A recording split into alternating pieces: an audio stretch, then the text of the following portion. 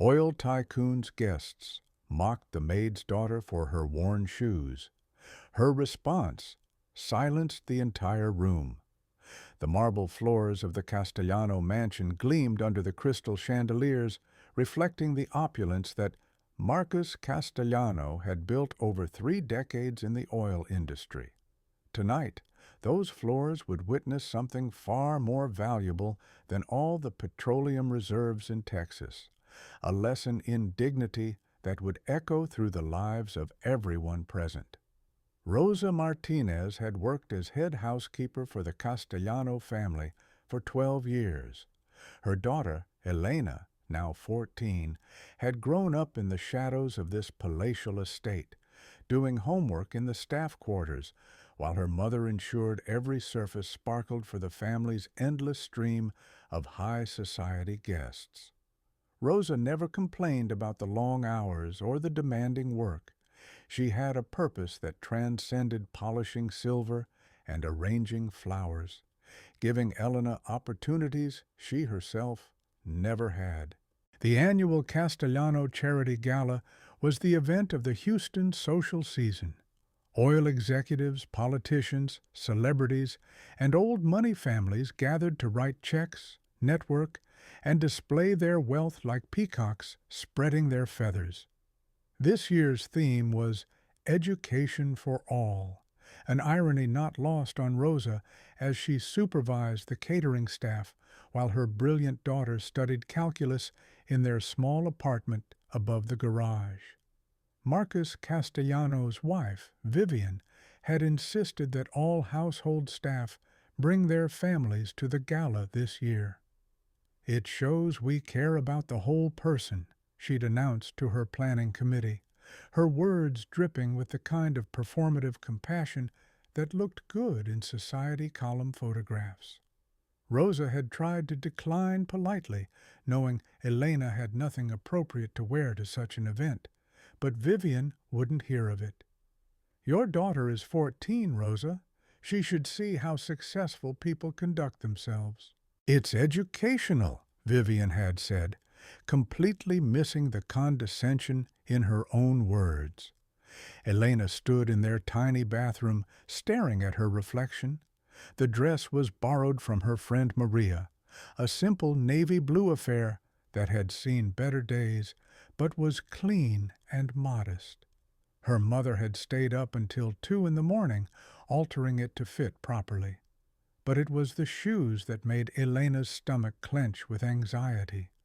They were her only pair of dress shoes, purchased 3 years ago for her cousin's quinceañera. The soles were worn thin, the leather cracked at the toes, and no amount of polish could hide their age. "Mija, you look beautiful," Rosa said from the doorway, her eyes glistening with tears she refused to shed. She'd spent her last paycheck on a new uniform for work rather than shoes for Elena, a decision that now felt like a knife in her heart. "Mama, I can't. Look at these shoes. Everyone will stare," Elena whispered, her voice breaking. Rosa crossed the small bathroom in 2 steps and cupped her daughter's face in her work-worn hands. "Those shoes carried you to the top of your class. They walked you into the library every day after school. They've stood in line at the food bank with dignity when we needed help. Those shoes have more honor than all the designer heels downstairs combined." Elena nodded, swallowing her tears. She'd learned early that crying solved nothing. At 14, she already carried herself with a composure that came from watching her mother navigate a world that often looked down on people who cleaned for a living. The gala was already in full swing when Rosa and Elena descended the back staircase. The ballroom glittered with 1,000 lights, and the guests glittered even more with their diamonds and gold. Elena had never seen such concentration of wealth in one place. Women wore dresses that cost more than her mother earned in 6 months. Men sported watches that could pay for a year of college tuition. "Stay close to me," Rosa whispered. "We'll make an appearance, and then you can go back upstairs." But fate had other plans. Vivian Castellano spotted them immediately and, in a moment of what she probably considered graciousness, decided to introduce Elena to some of the guests. "This is Rosa's daughter," Vivian announced to a cluster of well-heeled women near the champagne fountain. "She attends public school. Isn't that wonderful that we're giving her this opportunity to see a different world?" The women smiled with varying degrees of genuine warmth and barely concealed pity. Among them was Patricia Ashford Kent, wife of Marcus's chief competitor, and a woman whose cruelty was legendary among Houston's society circles. Patricia's daughter, Meredith, stood beside her, a girl Elena's age wearing a dress that probably cost more than Rosa's car. "How lovely," Patricia said, her eyes traveling down Elena's form with the efficiency of a shark detecting blood in water. Her gaze stopped at Elena's shoes. "Oh my, are those vintage?" Meredith giggled, a sound like breaking glass. "Mom, vintage means valuable and old. Those are just old." Several women shifted uncomfortably. Vivian's smile froze on her face, unsure how to navigate this social minefield of her own creation. Rosa's hand tightened on Elena's shoulder, but before she could speak, Patricia continued. "Sweetie, didn't your mother tell you this was a formal event? Those shoes look like they've been through a war. Actually, they look like they lost the war." Patricia's voice carried across the nearby groups, and conversations began to pause as people turned to watch. Meredith, emboldened by her mother's attack, stepped closer to Elena. "I wouldn't donate those to Goodwill. They're beyond saving." "Where did you even find them? A dumpster?" The cruelty was calculated and precise. Elena felt her cheeks burn, felt the weight of dozens of eyes on her feet. She saw her mother's face crumbling, saw Vivian's discomfort, saw the other guests either looking away in embarrassment or watching with the fascinated horror of people witnessing a car crash. This was the moment that would define everything that came after. Elena could have run. She could have cried. She could have let the shame crush her into silence, but Rosa Martinez had not raised a girl who crumbled under the weight of other people's cruelty. Elena took a deep breath and looked Patricia Ashford Kent directly in the eyes. When she spoke, her voice was clear and steady, carrying across the increasingly silent ballroom. "You're absolutely right, Mrs. Ashford Kent. These shoes are old, they're worn, they're not designer, and they'll never be featured in a fashion magazine." She paused, letting the admission hang in the air. "But let me tell you what these shoes have done." The room had gone completely quiet now. Even the string quartet seemed to sense the shift and let their music fade. "These shoes walked 3 miles to school every day for 2 years when we couldn't afford the bus pass. They walked me to the library, where I taught myself coding because my school couldn't afford a computer science program. They stood for hours in community centers where I tutored kids whose parents work 3 jobs and still can't make ends meet." Elena's voice gained strength with each word. She wasn't angry. Anger would have given Patricia the satisfaction of knowing she'd struck a nerve.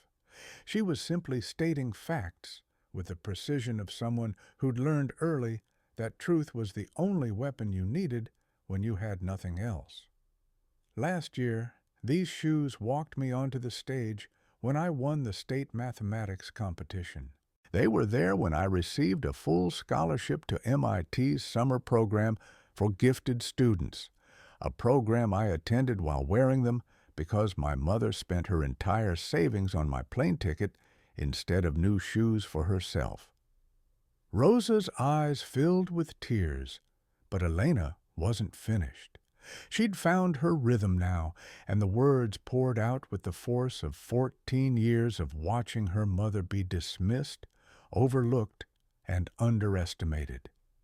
These shoes have walked hospital corridors when my mother worked double shifts to pay for my grandmother's cancer treatment. They've stood in soup kitchen lines, not because we were too proud to ask for help, but because we understood that pride and survival sometimes require swallowing dignity. They've knelt in churches and temples and mosques because my mother taught me that respect for all faiths costs nothing but enriches everything. Meredith's smirk had vanished. Patricia's face had gone pale. But Elena wasn't targeting them anymore. She was speaking to everyone in the room, and they all knew it. You see worn leather and cracked soles. I see the fingerprints of every achievement I've earned, every A on every report card, every award, every late night studying, every early morning helping my mother prepare for days like today, where she makes sure your lives run smoothly while you barely notice she exists. Marcus Castellano had pushed through the crowd and stood transfixed, his champagne glass forgotten in his hand. His wife Vivian had tears streaming down her carefully made-up face. The guests stood frozen, afraid to move, afraid to break the spell of Elena's words. My mother could have bought me new shoes. She could have spent her money on making sure I looked the part tonight. But you know what she did instead? She bought textbooks. She paid for my SAT prep course. She invested in my future rather than my appearance because she understood something that maybe some people in this room don't. That real value isn't what you wear. It's what you carry inside. Elena's voice softened, but somehow it became even more powerful. These shoes are a choice. They're a priority. They represent my mother's decision that my education matters more than impressing people who measure worth by the price tag on your clothes. They represent her belief that I am more than what I wear, that my value comes from my mind and my character, not from my wardrobe. She turned directly to Meredith now, her gaze gentle but unflinching. You laughed at my shoes, but I wonder, when was the last time your shoes walked you anywhere meaningful? When did they last carry you to do something that mattered? When did they stand for something bigger than a photo opportunity? The silence in the room was absolute. Even the catering staff had stopped moving, standing frozen with their trays of champagne and hors d'oeuvres. I'm 14 years old, and I've already learned that there are two types of wealth in this world. There's the kind you can see, the diamonds, the designer labels, the mansions, and then there's the kind that lives in here. She touched her heart. The kind my mother has given me every single day of my life. The wealth of knowledge, of resilience, of understanding that your circumstances don't define your worth, your actions do. Elena looked around the ballroom, meeting the eyes of guests who couldn't look away. This gala is supposed to be about education for all, but education isn't just about funding schools or writing checks for scholarships, though those things matter tremendously. Education is about understanding that the woman who cleans your floors works harder in a day than most people in this room work in a week. It's about recognizing that the kid with the worn shoes might be the doctor who saves your life someday, or the engineer who designs the bridge you drive over, or the teacher who inspires your grandchildren. She paused, and when she spoke again, her voice was barely above a whisper, yet everyone heard every word. My shoes are worn because they've been on a journey. They've carried me through struggles that most people in this room will never face. They've walked paths that have made me stronger, smarter, more determined. So yes, Mrs. Ashford Kent, my shoes are old and worn, but they've earned every scuff mark. They've earned every crack in the leather. They've earned their place in this room, and so have I. The silence that followed seemed to stretch for an eternity. Then, from the back of the crowd, someone began to clap. It was Marcus Castellano.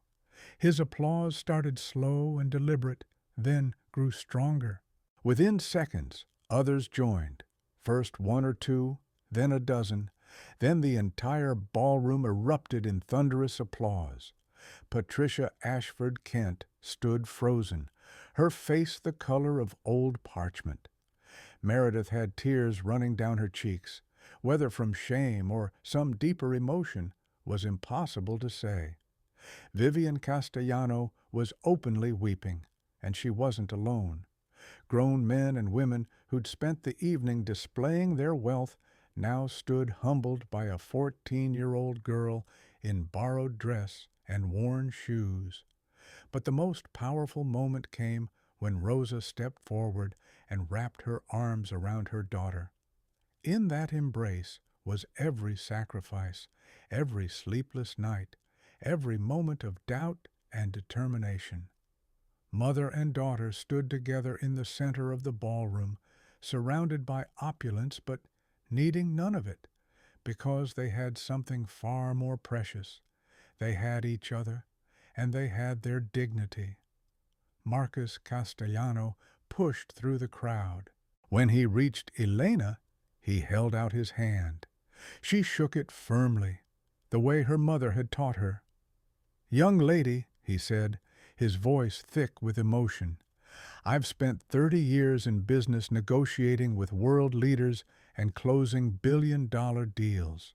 I have never heard anyone speak with more power or grace. Your mother should be incredibly proud." "She is, sir," Elena said simply, "and I'm proud of her." Marcus turned to the crowd. "Ladies and gentlemen, we gathered here tonight ostensibly to support education, but I think we've just received the most important lesson any of us could learn. This young woman has reminded us that true education isn't about the institutions we fund. It's about the values we embody. It's about respect, dignity, and understanding that worth has nothing to do with wealth." He pulled out his phone and made a call, speaking quietly for a moment before turning back to Elena and Rosa. "I've just instructed my foundation to establish a new scholarship program. The Elena Martinez Scholarship will provide full funding, tuition, room, board, books, and yes, a clothing allowance to students from working families who demonstrate academic excellence and strength of character. We'll start with 10 scholarships this year and grow from there." The applause erupted again, but Marcus held up his hand. "That's not all. Rosa, you've worked for my family for 12 years. In all that time, I'm ashamed to say I never really saw you. I never understood the sacrifices you were making or the incredible daughter you were raising. Effective immediately, I'm doubling your salary and offering you a position as Director of Household Operations with full benefits, including a college fund for Elena." Rosa couldn't speak through her tears. Elena held her mother tightly, her own eyes streaming. But the evening's revelations weren't finished. An older gentleman pushed through the crowd. Dr. James Morrison, president of Rice University and one of the state's most influential education advocates. He'd been standing near the champagne fountain during Elena's speech, and his face bore the expression of someone who'd just witnessed something extraordinary. "Mrs. Martinez, Elena," he said formally, "I don't believe we've been properly introduced. I'm Dr. Morrison from Rice University." He turned to Elena. That was the most articulate, powerful defense of dignity and education I've heard in my 40 years in academia. I'd like to offer you something." He pulled a card from his pocket and handed it to Elena. "Rice University would like to offer you early admission to our incoming freshman class in 4 years, contingent on maintaining your current academic standards. Full scholarship, 4 years, all expenses paid. Additionally, we'd like you to speak at our incoming freshman orientation each year, because what you said tonight is something every student needs to hear." Elena stared at the card, her hands shaking. Rosa's knees nearly gave out, and Marcus himself had to steady her.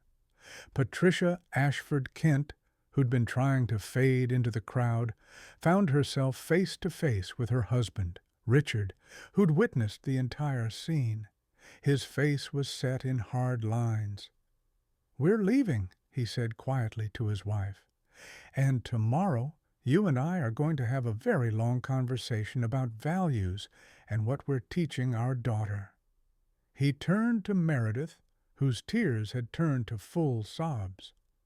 "As for you, young lady, you're going to write a letter of apology, and then you're going to volunteer at a homeless shelter every Saturday for the next year.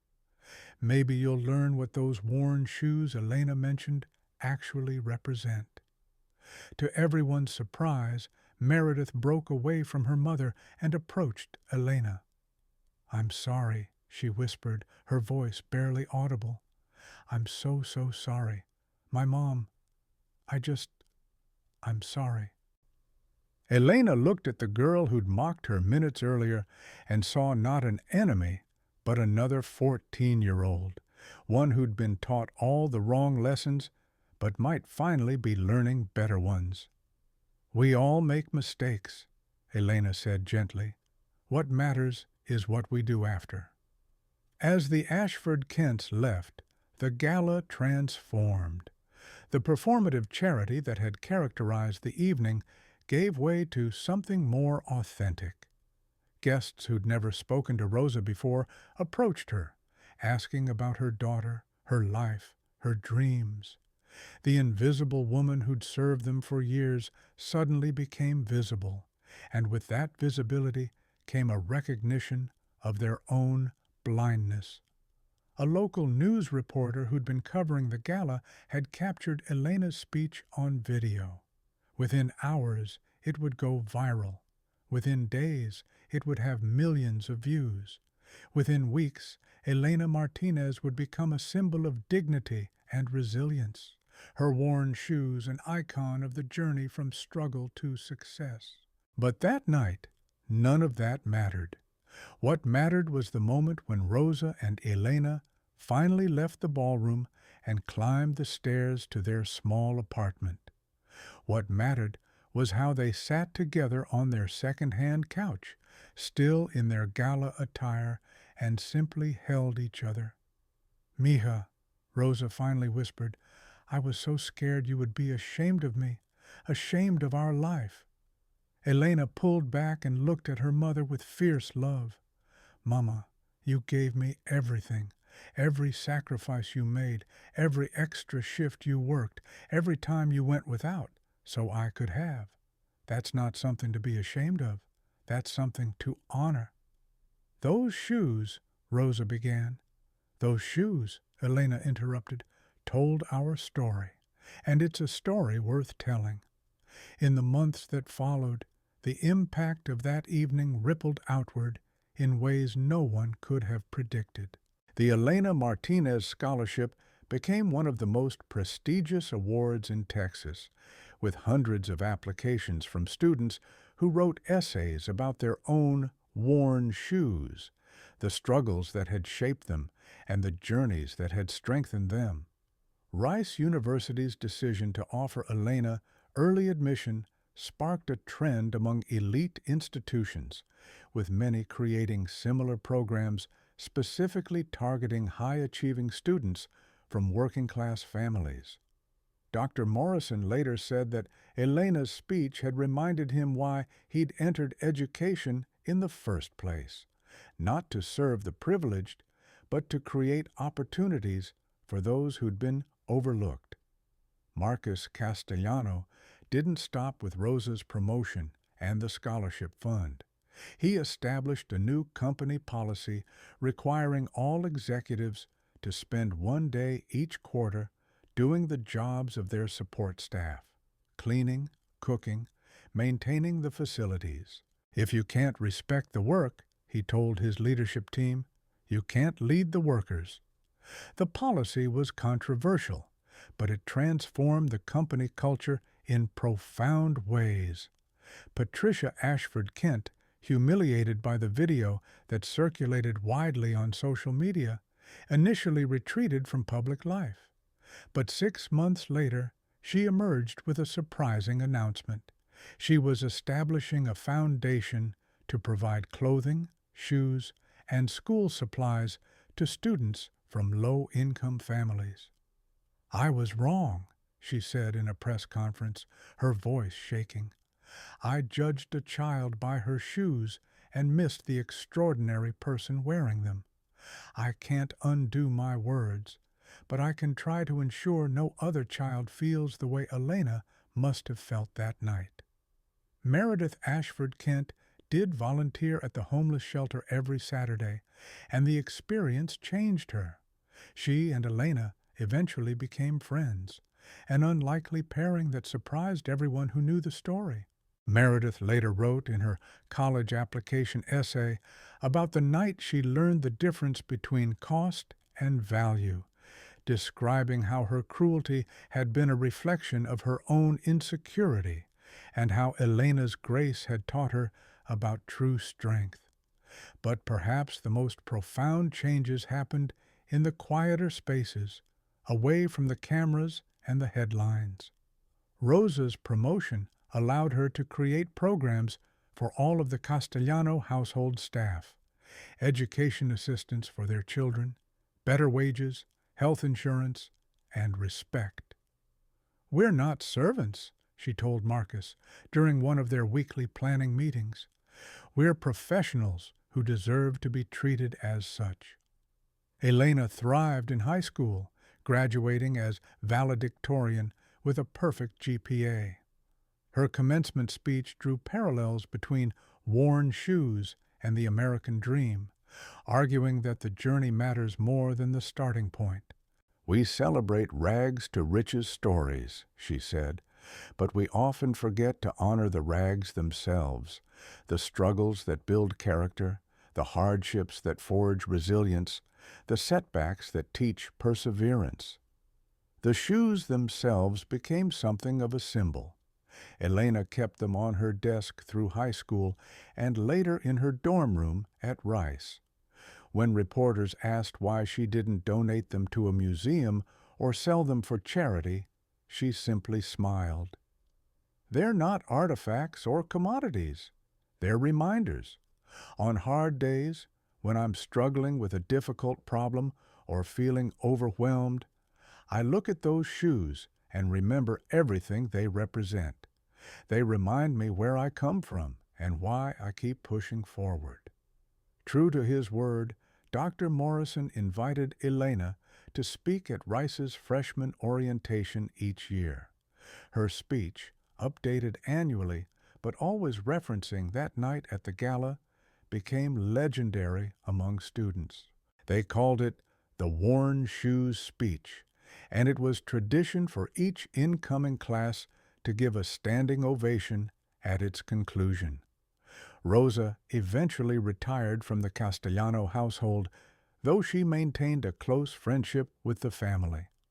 Marcus often said that Elena's speech that night had changed his life more than any business deal. "I thought I was successful," he reflected in an interview years later. "I had money, power, influence, but I'd lost sight of what actually matters. A 14-year-old girl in worn shoes taught me more about success in 5 minutes than I'd learned in 30 years of business." On Elena's 18th birthday, Rosa gave her daughter a small box wrapped in simple brown paper. Inside was a new pair of shoes, elegant, well-made, and expensive. But underneath them was a card that read, Mija, you've earned new shoes 1,000 times over, but never forget the journey that brought you here. The girl in the worn shoes taught the world a lesson about dignity. The woman you're becoming will teach them even more. With all my love, Mama. Elena wore the new shoes to her high school graduation and to her first day at Rice. But the old shoes remained on her desk, a testament to a journey that had transformed not just her life, but hundreds of others who'd heard her story and found courage in their own struggles. Years later, when Elena graduated from Rice with degrees in mathematics and education, she established her own foundation. Its mission was simple: to provide support for children of working-class families, not through pity or charity, but through recognition of their inherent worth and potential. The foundation's logo was a simple image, a worn shoe with wings, symbolizing how struggles can elevate rather than diminish. The night of the gala had been meant to be about performative charity, about wealthy people congratulating themselves for writing checks. Instead, it became about something far more powerful: the moment when a young girl refused to accept shame and, in doing so, reminded an entire room full of privileged people about the true meaning of education, dignity, and worth. Rosa Martinez had raised her daughter to stand tall regardless of what shoes she wore. Elena had proven that the measure of a person has nothing to do with the price of their clothing and everything to do with the strength of their character. And in that moment of defiance and grace, she'd changed not just her own trajectory, but the trajectories of countless others who'd learned that worn shoes could carry you anywhere, as long as you had the courage to keep walking. The marble floors of the Castellano mansion had witnessed many grand events over the years, but none more important than the night a 14-year-old girl in worn shoes taught everyone present what true wealth really means. It wasn't in the chandeliers or the champagne or the designer gowns. It was in the dignity of a woman who'd sacrificed everything for her child, and in the courage of that child to stand proud in the face of mockery and proclaim a truth that echoed far beyond that glittering ballroom. Real value isn't what you wear. It's who you are and how you rise.